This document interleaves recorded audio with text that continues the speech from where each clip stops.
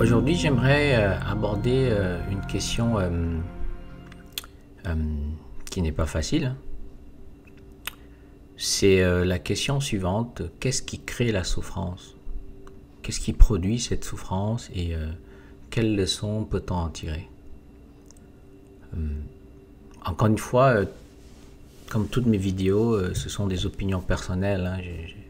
C'est un vécu, c'est une réflexion et je les ai tirés d'aucun livre. Donc, prenez ce qui est bon et rejetez le reste. Ok? J'ai voulu me pencher sur ces questions parce que, d'abord, c'est un casse-tête chinois. Puis j'aime bien ça, les casse-têtes chinois. Parce que j'anime des rencontres, en fait, des aidants naturels, des proches aidants, en fait, qui aident leur mère, leurs proches, qui sont dans des difficultés de santé, en fait. Ils ont quelques problèmes de santé. Et lors de ces rencontres-là, il y avait une dame qui souffrait beaucoup de la situation de sa maman. Et puis, j'ai osé lui poser une question. Je lui ai demandé qu'est-ce que vous a appris cette souffrance que vous êtes en train de vivre? Et elle m'a répondu rien. Qu'est-ce que vous voulez que j'apprenne la souffrance? Je souffre assez comme ça. Qu'est-ce que vous voulez apprendre de plus? Mais est-ce qu'il n'y a pas quelque chose à apprendre?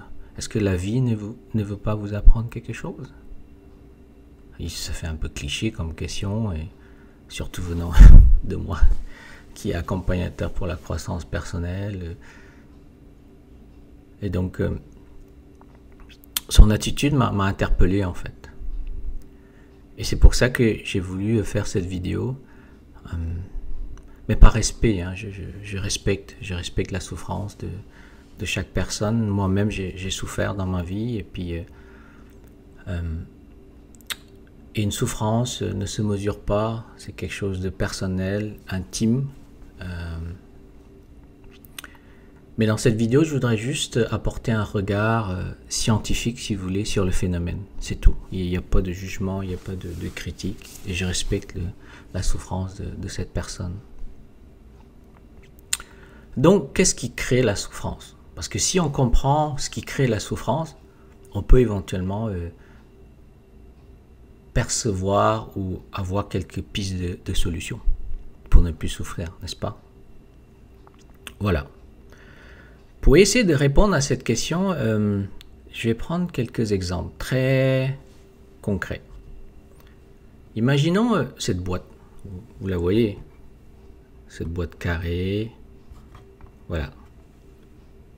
Puis, on essaie de la remplir, de la faire fitter, comme on dit ici, de la faire s'adapter, s'accommoder. À ce verre, on n'y arrive pas.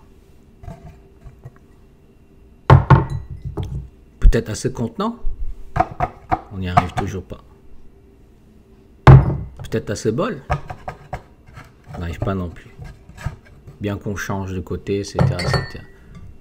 Ah, un plus grand contenant. Il n'y a que ce contenant-là, en fait, qui arrive à prendre la boîte. Et dans l'autre sens, on n'y arrive pas non plus. Ça dépasse. En fait, j'ai compris que ce qui crée vraiment la souffrance, c'est parce que nous sommes comme cette boîte. Notre pensée, notre perception, notre vision des choses. Et nous n'arrivons pas à nous adapter aux situations différentes de la vie. Et c'est pour ça qu'on souffre. On n'arrive pas. La vie nous offre des événements, des situations difficiles, bien sûr. C'est la vie. Avec une très grande sagesse, d'ailleurs. Et nous, avec notre perception des choses, avec notre vision obtuse, têtue, entêtée, nous n'arrivons pas à nous adapter. Et c'est pour ça qu'on souffre.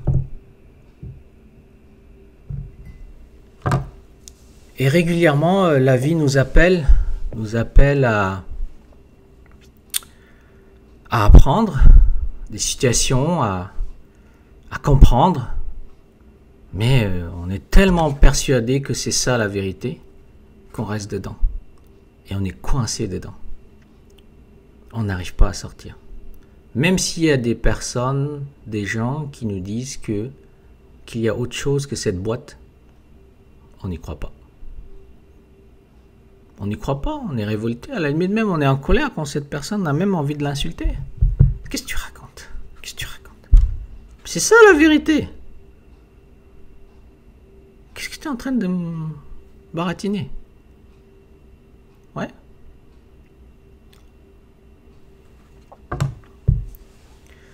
Et du coup, comme on n'arrive pas à s'adapter aux situations, on offre des prises à la vie. Vous voyez? Une prise, deux prises, trois prises. Plein de prises, des coins pointus, ça pique. Têtu, borné. Aveuglé. On offre des prises à la vie. Et arrivé à un moment, qu'est-ce qui se passe? On a des problèmes de lâcher prise. On offre des prises à la vie. Il y a plein de prises.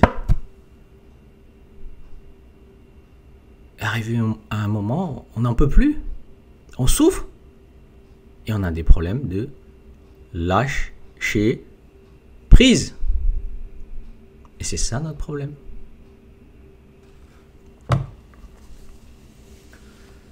Donc c'est ça. Je fais court un peu, hein, mais c'est ce que j'ai compris. Peut-être que j'ai tort.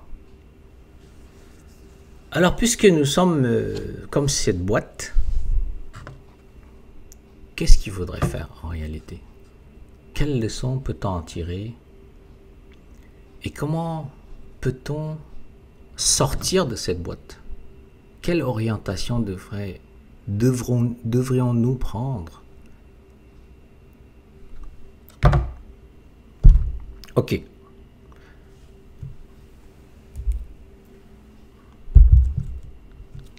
Vous voyez cette bouteille d'eau? On va refaire la même expérience. Et vous avez déjà compris. Regardez cette bouteille d'eau.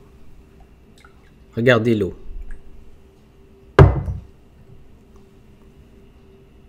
Elle s'adapte à n'importe quelle forme. Elle s'adapte à n'importe quel contenant.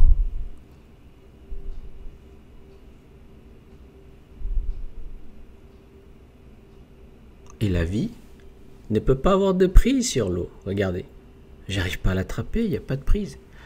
S'il n'y a pas de prise, il n'y a pas de problème de lâcher prise. Ouais.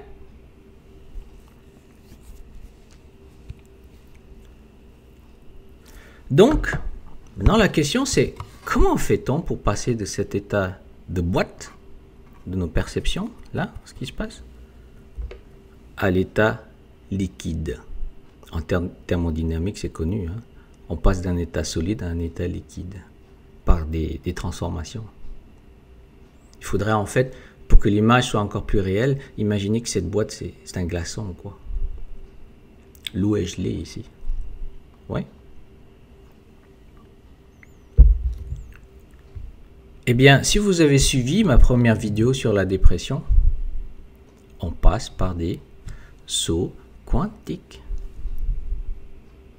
Lorsqu'on est en dépression, qu'est-ce qui se passe? On est sur le point d'avoir une prise de conscience. On passe par différents états.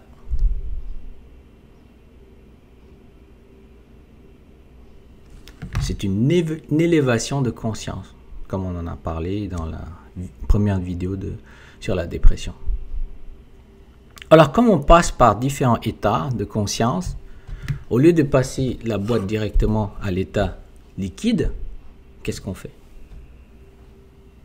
On s'arrondit. Ok? En s'arrondissant, eh ben, on s'adapte déjà mieux. Vous voyez? On rentre déjà. Ce qu'on n'était pas capable de faire avec la boîte, On est capable de faire avec la balle de tennis. Ok? C'est pas encore parfait, pardon. Mais on rentre déjà. C'est déjà mieux. Vous voyez? On rentre, hein? Vous voyez?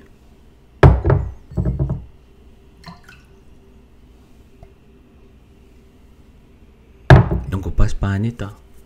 Mais cette balle de tennis, c'est encore dur, hein? C'est encore têtu, hein?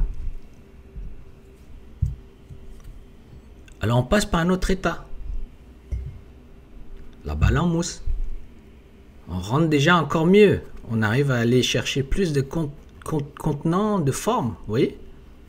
Il y a des prises, mais beaucoup moins.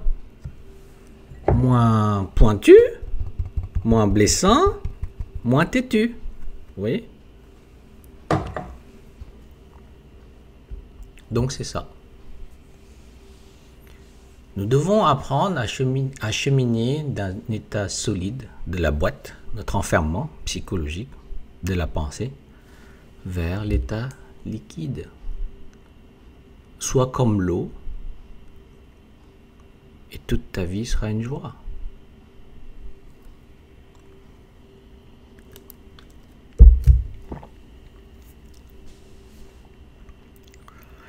Lorsque nous offrons des prises à la vie, nous souffrons. Plus une personne est rigide dans sa pensée, dans sa boîte, et plus elle souffre parce qu'elle n'arrive pas à s'adapter, elle n'arrive pas à fitter aux événements de la vie. Et du coup, nous survivons dans la souffrance. Nous devenons esclaves de la vie, esclaves de sa vie. Sa vie, on devient esclave dans la souffrance. Tandis que si nous devenons un état liquide dans notre pensée, avec toute la flexibilité, la latitude, vous pouvez vous adapter à n'importe quelle situation. Vous allez devenir maître de votre destin. En devenant maître de votre destin, en réalité, vous n'offrez plus de prise à la vie. Et ainsi, elle va se courber pour vous. Elle va dérouler le tapis rouge. Mais oui, puisque vous êtes maître de votre destin. Et c'est à ce moment-là que la joie, le bonheur, le vrai bonheur apparaît.